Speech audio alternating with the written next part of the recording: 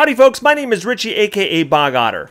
As we approach the open beta of Hearthstone, I suspect we'll have a large influx of new players to the game, so I thought it would be a good idea to highlight some functional decks that new players can construct using nothing more than the basic cards you unlock for reaching level 10 with the class. In this video, we'll be looking at a basic Druid deck, which should perform reasonably well in casual mode, against your friends, and perhaps even some of the early matches in ranked mode. Let's take a look at the deck. As I mentioned before, we're only using basic cards, so when we're looking at our collection, we're going to go down to just the basic set, and you can see we have a lot less to pick from. Now let's take a look at the cards I chose for the deck and kind of why I did so. So I'm going to put 2 Innervates in for 0 mana cost. They give you 2 temporary mana crystals for 1 turn.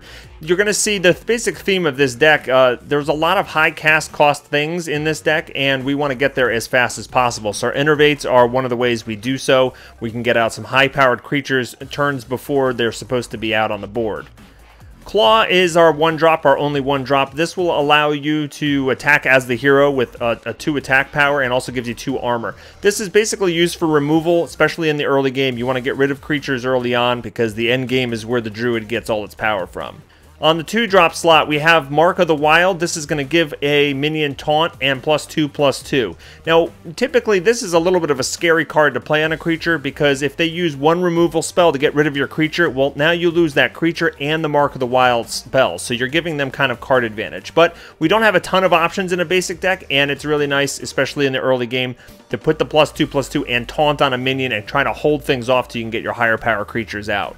Wild Growth. This gives you an empty mana crystal, and that's going to be used for subsequent turns to actually have more mana available to you. This is kind of like the Innervate. You want to use these early on and help you get your bigger creatures out on the board. Keep in mind, if at turn 10 you still have the Wild Growth in your hand, you can use it, and it'll give you a card that you can play to get another card. So if you're not playing this by turn 6 or 7, hold on to it, and you're going to get a free card after you have all your mana unlocked. Okay, at the 2-drop, we have our first creature of the deck, Acidic Swamp Ooze, 3/2, and it also destroys your opponent's weapon. This is a great card because it has a great stats for only 2 mana, 3/2. It can destroy a lot of the creatures that are going to come out on turn 1, 2, and even some of them that come out on turn 3. If you're playing against a warrior, paladin, rogue, or shaman deck, then you can destroy weapons with it as well and really gain some tempo. Next up, we have the Novice Engineer, and in this tiny little body, you don't get some big stats, but you do get to draw cards, which helps you get more consistency out of your deck. The more cards you're drawing,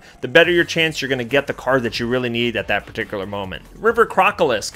All right, it's 2 mana, it's 2/3, it's got decent stats, it's a little bit defensive, and that's actually a good thing for this deck. You know, the whole aim is to survive the early rounds and get to the later rounds, and the 2/3 River Croc can actually trade with a lot of the early creatures and even sometimes survive the onslaught.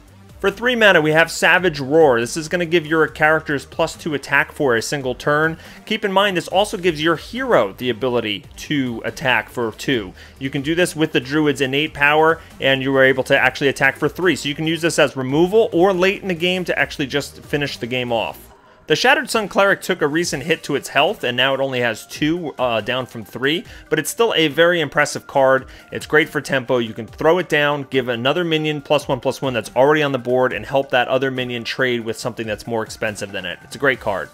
I put 2 Wolf Riders in this deck, and because overall the Druid doesn't have a ton of removal. If you checked out my basic Mage deck, it had a lot more spells that could just wipe things off the board. So I figured put 2 of these in here, and they will help you, fend off any creatures and remove some creatures that are in the way. Speaking of removal, Swipe is the Druid's best AoE damage spell. You can cast it on a minion and do 4 damage to it and 1 damage to all other enemies. You can also do the 4 damage to the enemy player and still do 1 damage to all the enemies. It's a great card. Next up, we have the Chillwind Yeti. He's extremely efficient. For 4 mana, you get a 4/5 creature. That 5 health is absolute key. If you look at the other basic cards for 4 mana, you see that none of them can kill the Chillwind Yeti's 5 health with 1 shot. And so, more than likely, you're going to get 2 creatures or maybe some big removal spell to get rid of the Chillwind Yeti, and that's just a great trade for you. In the 6th slot, we have Starfire. It does 5 damage, allows you to draw a card. So it replaces itself, but it's very expensive. But it's very good removal as well. Alright, the Boulder Fist Ogre and the 6 slot is one of these creatures that we're waiting to get to the end game with the Druid. We want to make sure we get to the point where we can cast our Boulder Fist Ogres and our Iron Bark Protectors and our Chillwind Yetis, because these are the things that are going to pound the opponent's face in. It is 6/7 for 6 mana. It's hard to find better stats for a 6-drop.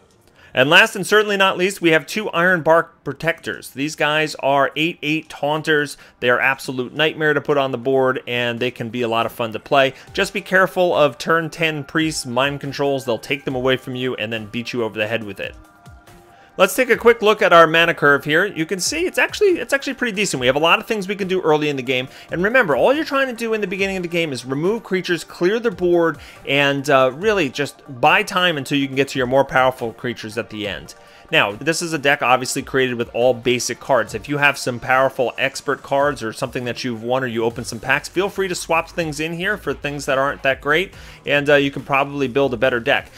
Some areas you can concentrate on, maybe you can upgrade the River Crocs, right, if you have better 2-drop creatures. Maybe you can get rid of these Wolf Riders if you have some better removal, or some better creatures for the 3 slot. So those are some of the areas where you can probably get some improvement out of it. But let's see how this deck stacks up during an actual match.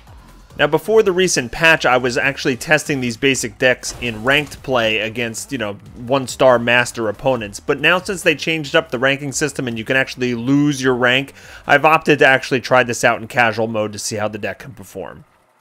As I said in the introduction of the video, this deck is for beginners. It's for people who don't have a lot of cards. It's great for playing against your friends. It's good for even playing in the practice modes, the expert level opponents. And you can probably even, jump into casual. If you're playing in the ranked play, your mileage may vary. Obviously, there's a lot of room for improvement once you get some expert level cards. All right, so here we go. We're going to be going second. We got 4 cards. I'm going to get rid of the Ogre here, and hopefully hope for something a little bit cheaper than that. All right, we got Swipe. We got some great removal. And we'll start with the coin. I am playing against a warrior, so if at all possible, I don't want to play the Ooze on turn 2, because I'm afraid the warrior might have a weapon. But don't be afraid to play it if you've got no other creatures on the board and the opponent is pressing. I'm thankful that the warrior didn't play anything right here, so I'm actually just going to pump up my mana for next turn, and I'm going to save the Ooze. We'll see what he does here. If he plays a creature. Okay, Frothing Berserker. That creature is absolute nightmare. You cannot let that creature stay on the board. So I'm going to use a Swipe, even though it's not going to do a lot of damage to other creatures. We just have to get that off the board. He gets more powerful every time any creature takes damage, so it can quickly get out of control. All right, we pulled Mark of the Wild there. Let's draw another card.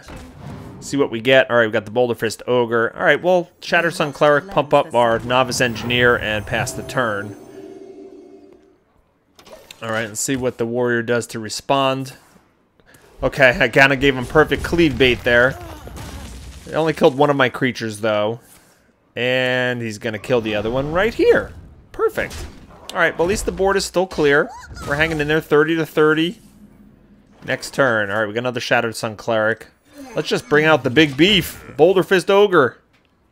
And he comes out like a turn before he was supposed to, because we did the Wild Growth earlier. Oh, he's got an Ogre in response. All right, this is where the power of the Shattered Sun Cleric really comes in. I'm going to pump up my Ogre, so not only can it kill the other one, it will actually survive. And that's a really good way to get rid of his creatures and keep 2 of mine on the board. I'll follow that up with a Chillwind Yeti, so I've got a lot of beef on the floor right now. All right, he's got a War Golem, and my Boulder Fist Ogre is still around to take that out if I want to, but I can use Starfire. I'm going to actually use 2 cards to kill his creature, but I get a card back because I used Starfire, and I got another Starfire, and we'll coin into the Wolf Rider and take out his guy. And the reason I'm doing that is so I can keep my creatures on the board. I could have just traded with the Ogre, but now I get to do 7 right to him. And now he's in trouble. Now if he doesn't come up with an answer right now, he's in trouble. All right, so he's going to Mortal Strike, get rid of my Ogre. He's going to Shield Block, which doesn't give him any board presence. And, yeah, it's just not looking good for him. I'm going to Mark of the Wild, pump up my creature a little bit here, give him some more stats. And we're going to hit him for 10 damage right here on one turn. That's going to be nice. I'm going to keep the Swamp Ooze in my hand just in case he comes out with like an Arcanite Reaper or something like that. And, yep, he just concedes. Okay, so there you go. The deck can perform well, even in a casual play mode environment. You don't need to have those expert cards, those epics and legendaries to be successful. It helps, don't get me wrong, it helps. But again, I hope you enjoyed this video series. If you want me to continue making these basic card series for the other classes, let me know in the comments below. And don't forget to hit that like, favorite, share the video with your friends, and subscribe to the YouTube channel so you can be notified when future videos are released. Hit that subscribe button and choose the option to get an email, because sometimes the subscriber feeds on YouTube don't really work that well. And that's going to wrap things up. I hope everybody has a great day, and I'll see you next time. Take care.